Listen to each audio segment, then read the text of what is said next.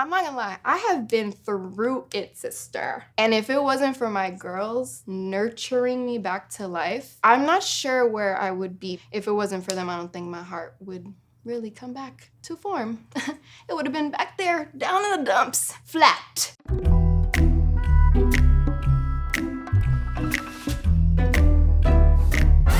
So I've written a lot of the music on the album with this writer named Nazri. Nazri has the opportunity, the ability to get a lot of things out of me that I don't really be telling people. And at the time, I think I was just going through something where it just felt like redundant. I feel like I constantly experience the same thing over and over again when it comes to love. But I'm at a point in my life where I'm trying to see it as a positive, and I'm trying to not allow myself to have these experiences harden me as a person. And I was taking pride in that, and I think I was just telling him, I'm like, yeah, I'm going through this, but you know what? Whatever, I'm gonna do it again, and I'm gonna find somebody else, and I'm gonna love again, and I'm gonna do it. And then we create a memory foam. My heart is like memory foam. No matter the weight, it always goes back to form. There's always a lot of weight on my chest after the heartaches and all of that, but I'm always able to bring it back to its normal form in order to love somebody else. And he just compared it to memory foam, and I thought it was genius. Maybe it's unrealistic, foolishly resilient. Foolishly resilient to me just feels like sometimes I question whether my resilience is for a reason or not. The same thing happens, and it's in a different way over and over again. It's like, damn, am I dumb? Am I a fool? Am I doing something wrong? Is it me? But I can guarantee you, it's not me. 'Cause even though I lost the first of video games, the second kissed me now and then the third.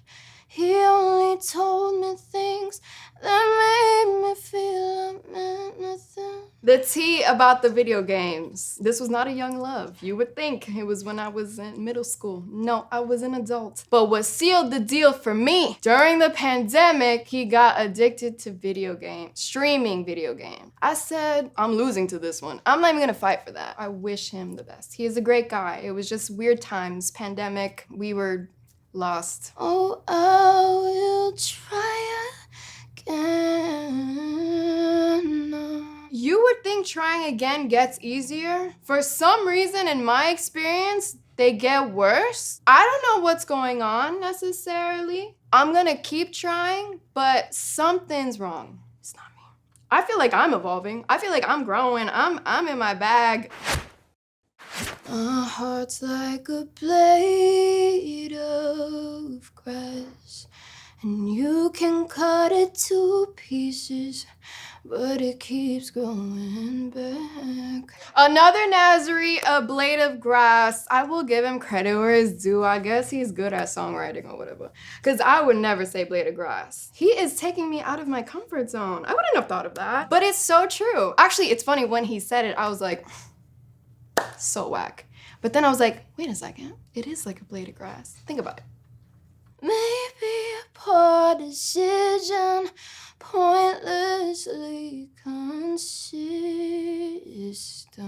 When it doesn't work out, it just felt like the trying again was pointless. But I will say, every time I do try something again and I do give somebody the opportunity and I let somebody in, I learn something about myself. You know, I'm not perfect, whatever, bro. I got an attitude problem, but I will say, every time I'm with somebody, they teach me something new about myself and what I want and what I don't want, and something I gotta fix, which is not much. But yeah, it really isn't a poor decision, but in the moment, it just is like, damn, why did I waste my time doing that? 'Cause even though the fourth, he told me quit my dreams, the fifth was always cold and mean, the sixth only got half of me, the side filled with anxieties. Oh, I will try again. So I'm not typically an anxious person. I'm very intuitive. So if I am anxious about something, it's because my heart is telling you, girl, something's wrong. So with this last person, it is quite literally the last person I was talking to, I'm not gonna lie. They made me feel like I was an anxious person, anxious / insecure / I got problems. When it turns out, no, this was my body in fight or flight and telling me that something is wrong. So the only side that they were able to see, it wasn't even the best side of me, it was just filled with anxiety. And again, and again, and again, and again, and again, again, and again, again, and again, and again, and again, again, and again, and again, and again, and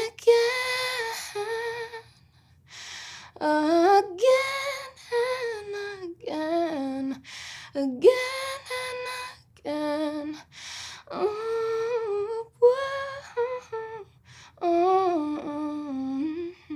I was nervous that the again and again and again was gonna be annoying. Even when I was singing a cappella, I was like, I'm annoying myself. But I knew what I wanted it to sound like, and I know what I wanted to feel like when I'm performing, and I know what I wanted it to mean. And so just the musicality of it all, I was like, let's start off really soft.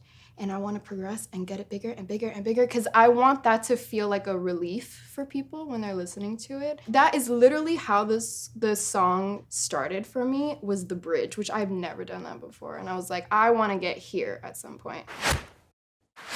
Oh no, if I meet the one, but I'll try till then. My idea of the one, hopefully he really likes to cook, because I like to eat. I don't like to cook. Hopefully he likes to cook. On a serious note, I think I just want somebody, like I said earlier, to only enhance my life. I'm very blessed and fulfilled in every other aspect. There's just like a little tiny hole that I'm trying to fill eventually with love, intimate love. The last line of the song is a little bit more vulnerable than I've even felt comfortable being in the past, because I think it's just, for me, an admission that it's something that I really want in my life. I genuinely want to be in love and for it to be reciprocated, like in the most healthy way. I think it's important for people to hear that, because maybe it's something we're afraid to admit, because, you know, we want to come off as a strong, independent woman, which I am, but damn, there's only so much self-love I could do, girl.